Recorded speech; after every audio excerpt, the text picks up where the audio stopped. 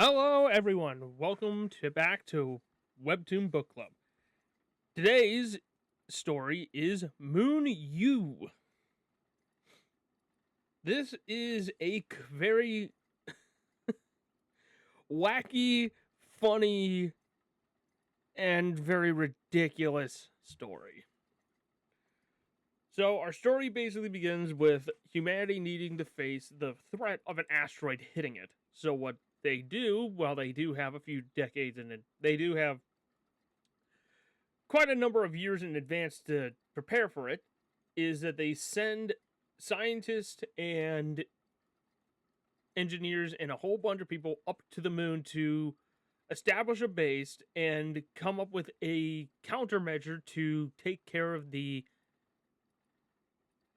asteroid that's hurtling towards Earth and to destroy it. And once the due date comes in time, everybody ends up gathering back onto the rocket ships to head right back to Earth because the whole system is completely automated. But one person gets left behind, named Yu, because he didn't wake up in time. And even though there was a head count, all the correct number of people were there.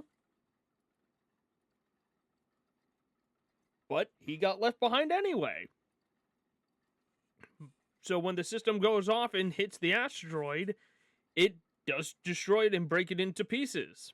Which then one of the larger parts of those pieces hits Earth anyway and causes a very much amount of damage. When Yu wakes up and then finally sees all that occur, he thinks humanity has now been wiped out and he's the last human alive. So he spends a lot of his time just surviving on the moon. Biding his time, finding whatever he can to entertain himself with, and knowing enough about the whole station to be able to live off of the plethora of food that was left behind. There's enough water. There's a recycling system for that. Yep. And basically, he can survive on the moon for as long as he wants. Or in the case, as long as he needs to.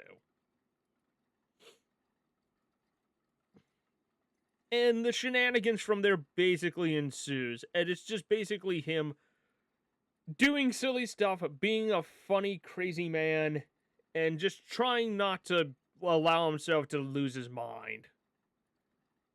Which, for him, doesn't seem to be too hard because he seems to be a person that's able to create his own entertainment, no matter what, where or what it is. But with that, we glance back down at Earth, and we find humanity's not destroyed entirely. It is heavily injured and hurt, but it's not gone. There are fragments left behind, including NASA, who find out that they can get a signal to the moon base and find, yep, there's somebody left up there, and they're pondering, how did that happen? The problem is, they cannot contact him, but he could contact them. The problem is, he thinks he's the only one left, so of course he's not going to contact them. They just need to try and find a way to get his attention. But they are able to just watch and see what he does.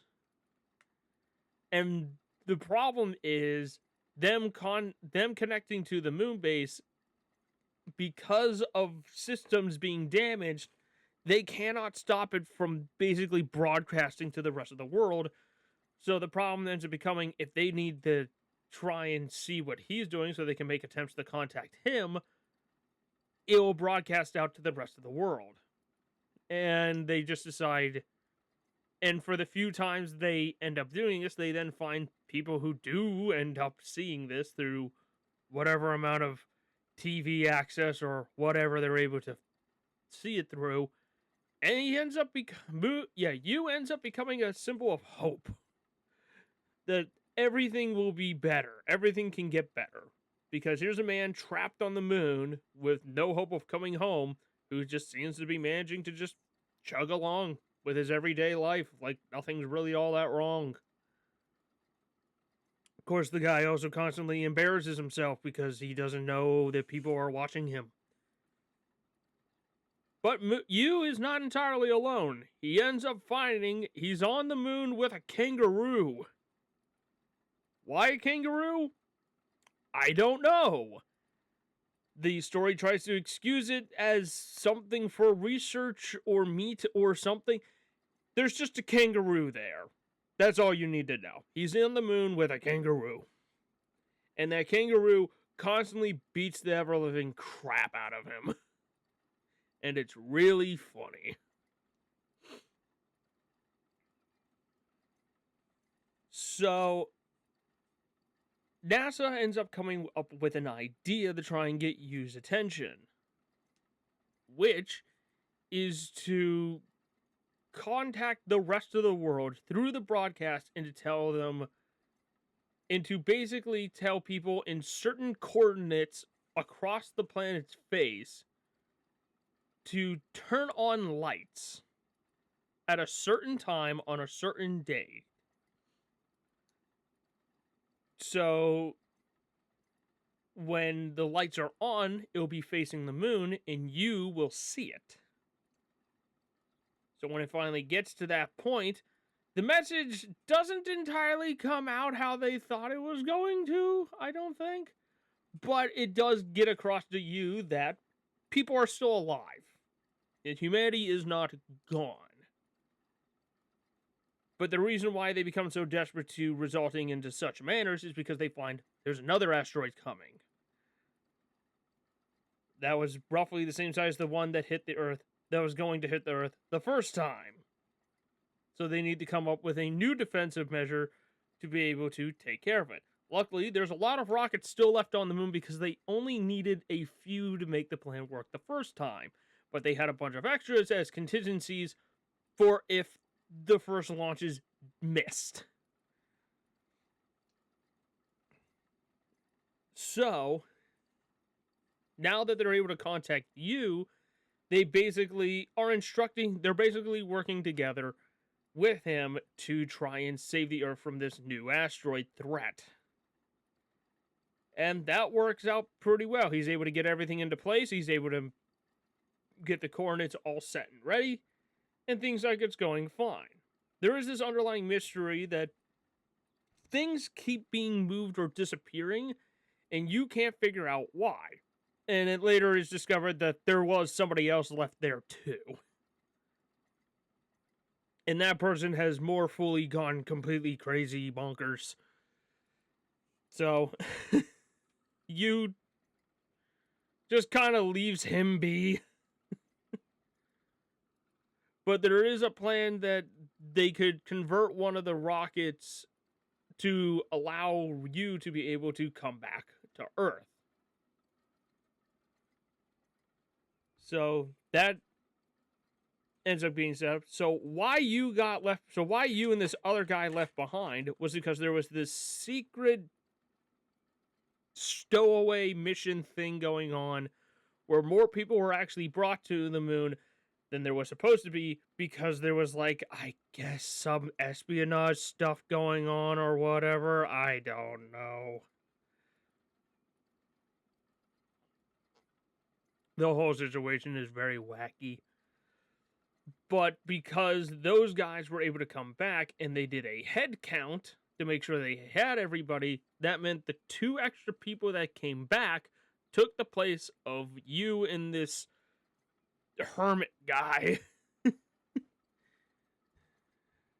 who were then proceedingly left on the moon. It's a very short side story. It doesn't really matter all that much. Just more of an excuse for why things are happening the way they have been. But whatever. But something ends up... But right before the launch of the rockets to hit the asteroid, it seems to have changed its course and trajectory a bit. And the problem becomes that they now have to launch everything. Is that they can only quickly realign all the rockets, but the problem is that doesn't leave you an option to be able to come back. And it puts Yu's life in danger because that means some of the debris could be landing on the moon as well, because they're going to try, because the new plan is to use the moon partially as a shield. So the problem is that they now have to launch all the rockets and Yu gets left behind. And that becomes a bit of a conundrum, but he's willing to do it. And they make that happen. At some point, he does find, like, this giant construction robot. And he's able to... So when the plan goes off and all the rockets go to hit the asteroid, I think somebody's able to program the robot to actually protect the structure that Yu was in. So when the asteroid breaks into multiple pieces and they all start raining down on the moon, it destroys a lot of the buildings, but Yu ends up surviving because he was protected. And then we get a time skip of, I forget how many years. I think it might have been a couple decades, maybe. But then they all go up to the moon, and we're led to believe that Yu died. But they then walk over. But one of the main characters that we were following throughout the story, other than Yu, walks up and is like, "Are you ready to go?" And you just see Yu, and he's like, "Yeah, we can leave now. We're good." And it's led more that he died because there's like this memorialized thing. It was for the hermit. It was for the other dude. And maybe as well the kangaroo. I forget if the kangaroo died or not. But it doesn't matter. So that's the end of Moon Yu. This story is just an absolute crazy fest. It is basically Korean style comedy at its best. And I mean that in the best way possible. Of course. Like, this is, I mean, like, the comedy style is so wacky, it's so silly, it's so nonsensical. It really is something that matches up perfectly with a lot of the other comedy styles that you see out of these comics, which of course a lot of come from Korean artists, and it is on par with a lot of that. The comedy is very on par and similar to very much other comedy stuff that appears in stories and things made by other Korean creators. So it is just an absolute laugh fest. It is a good time. This story is wonderful. Yu's a fantastic character. He is pretty well fleshed out, I will say. The characters are pretty well in depth, and even the kangaroo has his own nice little personality, even if the majority of the time he's just there to beat the ever-living crap out of you. Oh my goodness. But other than that, I highly recommend this story. It is a good time. So, with that, that is the end of this episode. So, pick whatever your favorite story you want me to talk about next in the description below. Vote for it in the comments, and I will see you all next time.